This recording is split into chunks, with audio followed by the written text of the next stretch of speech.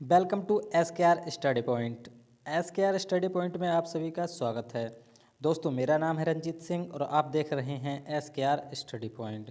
दोस्तों, आज है 30 मई और आज मैं लेकर आया हूं आपके लिए 30 मई का डेली करंट अफेयर्स। दोस्तों, मैंने इस वीडियो में सभी महत्वपूर्ण प्रश्न शामिल कर लिए हैं जो आपकी आगामी परीक्षाओं के लिए महत्वपूर्ण रहने वाले हैं। दोस्तों, आप इस वीडियो की पीडीएफ आप हमारे टेलीग्राम चैनल एस के आर स्टडी पॉइंट से जुड़कर डाउनलोड कर सकते हैं या मैं टेलीग्राम चैनल का लिंक वीडियो के डिस्क्रिप्शन में दे दूंगा, आप वहां से भी जाकर डाउनलोड कर सकते हैं। दोस्तों, वीडियो शुरू करने से पहले मैं आप सभी से गुजारिश करूंगा कि अगर आप हमारे चैनल पर नए हैं तो चैनल को जरूर सब्सक्राइब कर बेल आइकन प्रेस करें ताकि आप हमारी डेली करंट अफेयर से संबंधित वीडियो सबसे पहले देख सकें। तो चलिए वीडियो शुरू करते हैं। तो आज का आपका पहला प्रश्न है कि हाल ही में किस राज्य सरकार ने संपत्ति क्षति वसूली विधेयक 2021 को मंजूरी दे दी है? तो इसका राइट आंसर होगा हरियाणा सरकार।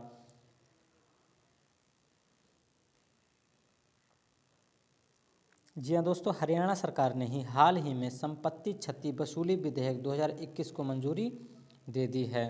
दोस्तों, इस संपत्ति क्षति वसूली विधेयक को मंजूरी देने का उद्देश्य क्या है? तो इसका उद्देश्य मैं बता देता हूँ आपको कि किसी भी प्रदर्शन के दौरान सरकारी संपत्ति को नुकसान पहुंचाने वालों से नुकसान का हर्जाना वसूलने का अधिकार सरकार को होगा। इसे मैं सीधी भाषा में समझाता हूं कि अगर आप किसी भी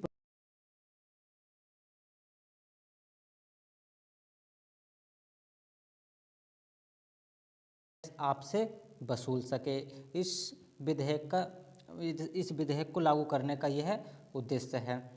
तो उद्देश्य मैंने आपको बता दिया है। दोस्तों, हरियाणा के बारे में कुछ तथ्य जान लेते हैं। तो हरियाणा के मुख्यमंत्री कौन हैं? तो अब वो हैं आपके मनोहर लाल खट्टर। और राज्यपाल कौन है? तो वो हैं सत्यदेव नारायण आर्य। और राजधानी क्या है हरियाणा की? तो वह आपकी चंडीगढ़। और स्थापना कब हुई थी हरियाणा की? तो वो हुई थी आपकी 1 नवंबर 1956 ईस्वी में। ठीक है दोस्तों, मुख्यमंत्री हो गए आपके मनोहर लाल खट्टर, राज्यपाल हो गए हरियाणा के सत्यपाल नारायण आर्य, सत्यदेव नारायण आर्य। और राजधानी हो गई आपकी चंडीगढ़ और स्थापना हो गई आपकी 1 नवंबर 1956 को। दोस्तों, चंडीगढ़ राजधानी 3 राज्यों की है जिसमें कि एक केंद्र शासित प्रदेश और दो राज्य हैं। कौन कौन से हैं? तो एक तो पंजाब की राजधानी चंडीगढ़ है और एक हरियाणा की राजधानी चंडीगढ़ है और एक आपके केंद्र शासित प्रदेश है चंडीगढ़, उसकी राजधानी भी चंडीगढ़ है। ठीक है दोस्तों, ये प्रश्न आपकी परीक्षा की दृष्टि से महत्वपूर्ण रहेंगे। तो दोस्तों, आपका अगला प्रश्न है कि बीसीसीआई ने आईपीएल 2021 के बचे हुए मैच किस देश में कराने की घोषणा की है? तो दोस्तों, इसका राइट आंसर होगा यूएई यानी कि यूनाइटेड अरब अमीरात। जी हाँ दोस्तों, बीसीसीआई ने जो 2021 के आईपीएल के बचे हुए मैच हैं उन्हें यूएई में कराने की घोषणा कर दी है। इस आईपीएल 2021 को बीसीसीआई ने कोरोना महामारी के कारण स्थगित कर दिया था। अब इन्हें यूएई में जो आईपीएल के बचे हुए मैच हैं उन्हें कराने की घोषणा कर दी है। दोस्तों, यूएई के बारे में कुछ बातें मैं आपको बता दूं।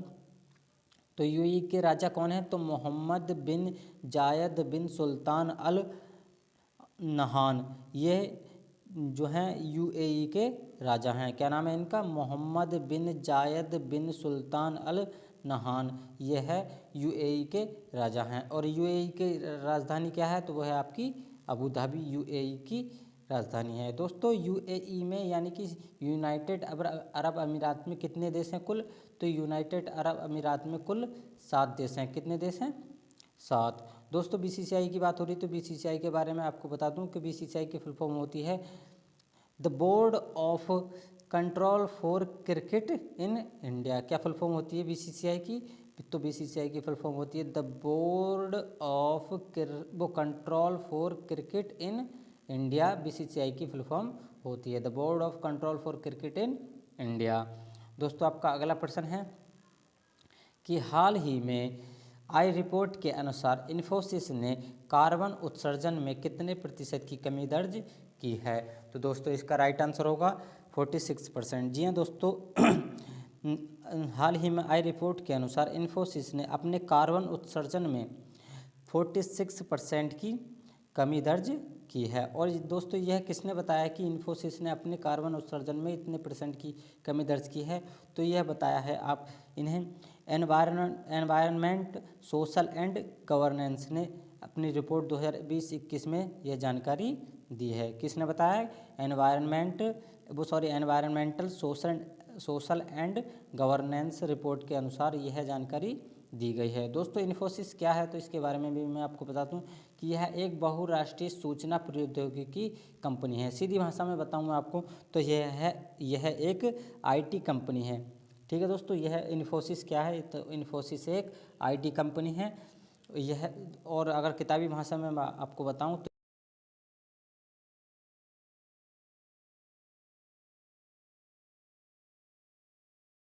थी आपकी 7 जुलाई 1981 ईस्वी को। इन्फोसिस की स्थापना कब हुई थी? तो वो हुई थी आपकी 7 जुलाई 1981 ईस्वी को। इन्फोसिस का मुख्यालय है बेंगलुरु और चेयरपर्सन है NR नारायण मूर्ति। और CEO कौन है इन्फोसिस के? तो वो हैं आपके सलील पारेख। दोस्तों इन्फोसिस के CEO बहुत ज़्यादा महत्वपूर्ण हैं आपकी परीक्षा की दृष्टि से, क्योंकि रेलवे ग्रुप डी में यह प्रश्न 3 से 4 बार रिपीट हुआ था कि इन्फोसिस के वर्तमान CEO कौन हैं। 2018 रेलवे ग्रुप डी के एग्ज़ाम में यह प्रश्न कई बार पूछा गया था कि इन्फोसिस के वर्तमान CEO कौन है। तो इसका राइट आंसर होगा सलील पारेख। जी हाँ दोस्तों, सलील पारेख ही इन्फोसिस के वर्तमान CEO हैं। स्थापना हो गई आपकी 7 जुलाई 1981 ईस्वी को।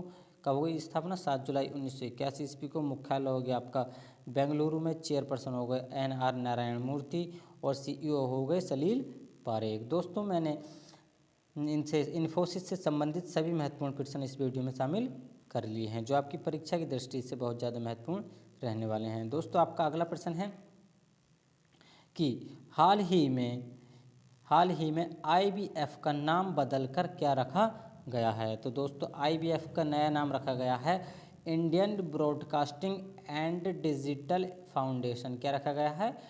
Indian broadcasting and digital foundation. IBF का नया नाम रखा गया है। तो दोस्तों इसका पुराना नाम क्या है? तो इसका पुराना नाम है इंडियन ब्रॉडकास्टिंग फाउंडेशन। इसमें क्या किया गया है? तो डिजिटल शब्द और लगाया गया है। इसका नया नाम हो गया Indian broadcasting and digital foundation और पुराना नाम हो गया इंडियन ब्रॉडकास्टिंग फाउंडेशन। इसका IBF का पुराना नाम है। दोस्तों आपका अगला प्रश्न है कि किसने भारतीय शांति सैनिकों को संयुक्त राष्ट्र के प्रतिष्ठित पदक से सम्मानित किया जाएगा? क्या कितने भारतीय शांति सैनिकों को संयुक्त राष्ट्र के प्रतिष्ठित पदक से सम्मानित किया जाएगा? तो दोस्तों इसका राइट आंसर होगा 3। जी हाँ दोस्तों, 3 भारतीय शांति सैनिकों को संयुक्त राष्ट्र के प्रतिष्ठित पदक सम्मान से सम्मानित किया जाएगा। और दोस्तों यह क्यों किया जाएगा? तो इन्होंने पिछले साल संयुक्त राष्ट्र के शांति अभियानों में सेवा करते हुए अपने प्राण न्यौछावर कर दिए थे। इन्होंने संयुक्त राष्ट्र के शांति अभियानों में सेवा करते हुए अपने प्राण न्यौछावर कर दिए थे। तो दोस्तों ये 3 भारतीय कौन कौन हैं, तो इनके बारे में भी आप जान लो। तो ये हैं युवराज सिंह और एक हैं इवान माइकल पिकार्डो और दूसरे हैं मूलचंद यादव। इन 3 भारतीयों को ही मरणोपरांत संयुक्त राष्ट्र के प्रतिष्ठित पदक से सम्मानित किया जाएगा। इनके नाम हैं युवराज सिंह, इवान माइकल पिकार्डो और मूलचंद यादव। इन्हें तीनों को मरणोपरांत संयुक्त राष्ट्र के प्रतिष्ठित पदक से सम्मानित किया जाएगा। दोस्तों आपका अगला प्रश्न है कि हाल ही में अमेरिकी सीनेट ने पहली महिला सेना सचिव के रूप में किसकी पुष्टि की है? तो दोस्तों इसका राइट आंसर होगा क्रिस्टीन बरमूथ को। जी हाँ दोस्तों, अमेरिकी सीनेट ने पहली महिला सेना सचिव के रूप में क्रिस्टीन बरमूथ की पुष्टि की है। यह क्रिस्टीन बरमूथ को नियुक्त किया है अमेरिकी सीनेट ने पहली महिला सेना सचिव के रूप में। तो इसका राइट आंसर होगा क्रिस्टीन बरमूथ। दोस्तों अमेरिका के बारे में कुछ बातें जान लेते हैं। तो अमेरिका के राष्ट्रपति कौन हैं? तो वो हैं आपके जो बाइडन। और उपराष्ट्रपति कौन है? तो हैं कमला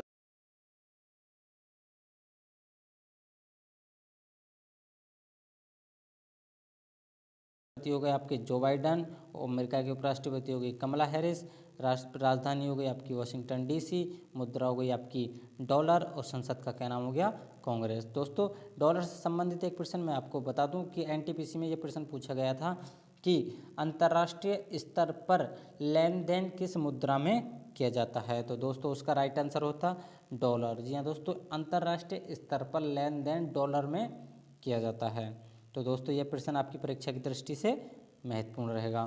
दोस्तों आपका अगला प्रश्न है कि 228 वर्षों बाद दुनिया के सबसे बड़े संग्रहालय लूव्र संग्रहालय की पहली महिला अध्यक्ष कौन बनी हैं। तो इसका राइट आंसर होगा लॉरेंस डैश कार्स। जी हाँ दोस्तों, लॉरेंस डैश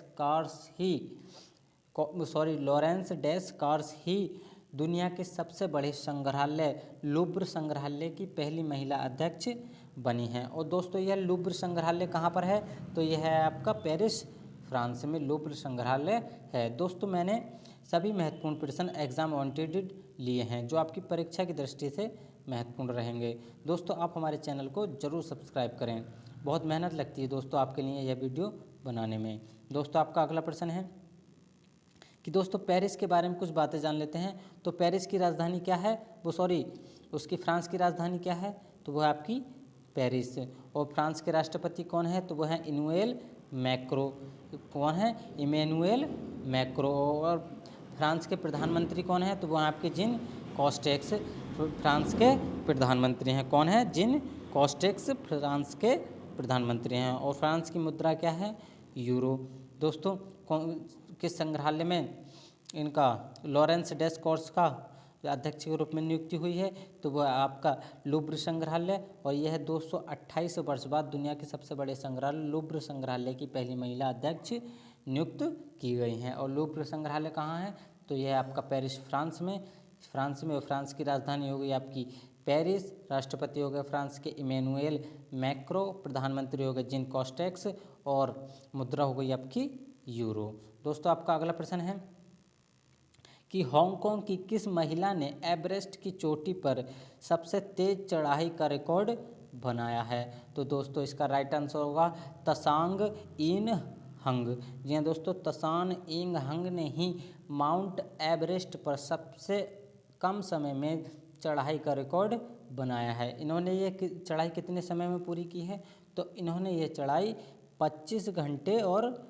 50 मिनट में माउंट एवरेस्ट पर चढ़ाई करके ये इतना समय लगाया है। 25 घंटे 50 मिनट में इन्होंने माउंट एवरेस्ट की चढ़ाई पूरी कर दी है। और दोस्तों इससे पहले यह रिकॉर्ड किसके नाम था सबसे कम समय में चढ़ाई करने का, तो इसका रिकॉर्ड था इनके नेपाल की थी ये फुजो झांगमू लामा। कौन थी, फुजो झांगमू लामा, यह नेपाल की थी। और इन्होंने 39 घंटे 6 मिनट में यह रिकॉर्ड बनाया था। इससे पहले किसी के नाम यह रिकॉर्ड नहीं था 39 घंटे 6 मिनट में सबसे कम समय में चढ़ाई करने का। और दोस्तों इन्होंने किस समय चढ़ाई की थी, तो इन्होंने 2018 में चढ़ाई की थी। इनका यह 2018 का रिकॉर्ड है और यह अब टूट चुका है। और अब नया रिकॉर्ड किसने बनाया है, तो इन्होंने बनाया है तसांग इन हंग ने। इन्होंने 25 घंटे 50 मिनट में यह चढ़ाई करके रिकॉर्ड बनाया है 2021 में। दोस्तों एवरेस्ट की ऊंचाई कितनी है, तो एवरेस्ट की ऊंचाई के बारे में मैं आपको बता दूं, तो एवरेस्ट की ऊंचाई है 8848.86 मीटर। कितनी है,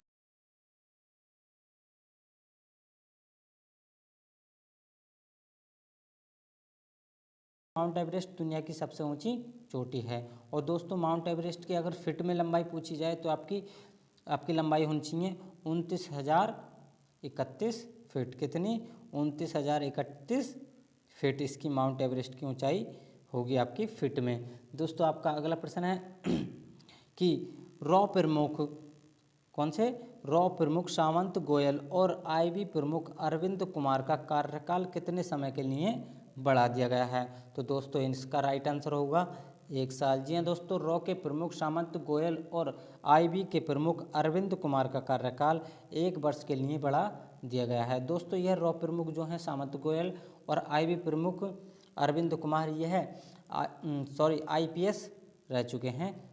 वर्तमान में यह आईपीएस हैं, आईपीएस पद पर कार्यरत हैं। और रॉ प्रमुख सामंत गोयल और आईबी प्रमुख अरविंद कुमार का कार्यकाल 1 साल के लिए बढ़ा दिया गया है। तो इसका राइट आंसर होगा 1 साल। दोस्तों आपका अगला प्रश्न है कि 29 मई को कौन सा दिवस मनाया जाता है? तो दोस्तों इसका राइट आंसर होगा विश्व पाचन दिवस। जी हाँ दोस्तों, 29 मई को विश्व पाचन दिवस मनाया जाता है। और इस विश्व पाचन दिवस की थीम क्या है इस साल 2021 में? तो इसकी थीम है ओबेसिटी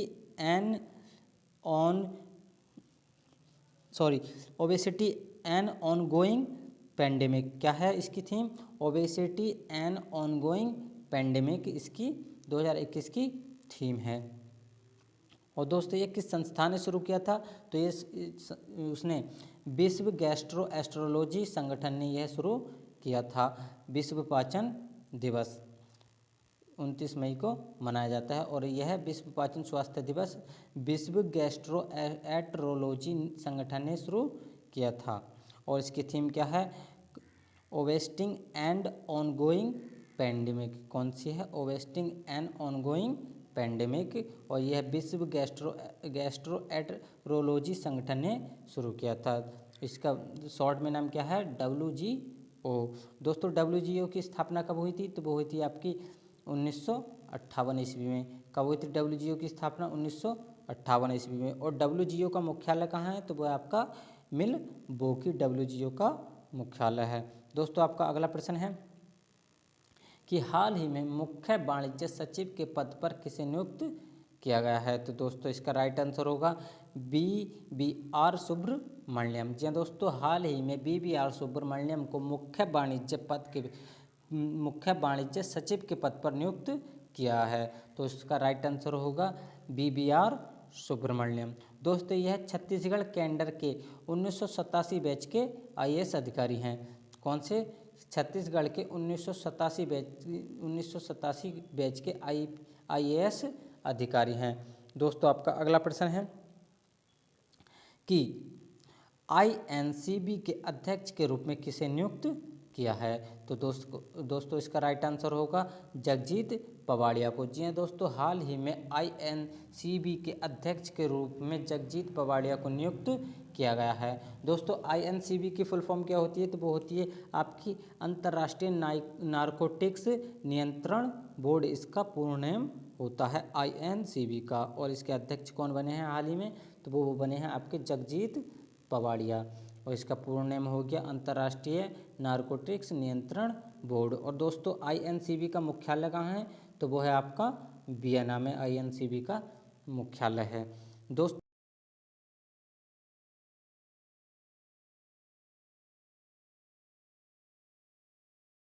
अगर वीडियो आपको ज़रा सी भी पसंद आई हो और आपको लगा हो कि इस वीडियो से हमने कुछ ना कुछ नॉलेज एकत्रित की है, तो आप हमारे चैनल को ज़रूर सब्सक्राइब कर बेल आइकन प्रेस करें। दोस्तों अब मिलते हैं नेक्स्ट वीडियो में, तब तक के लिए take care and bye bye.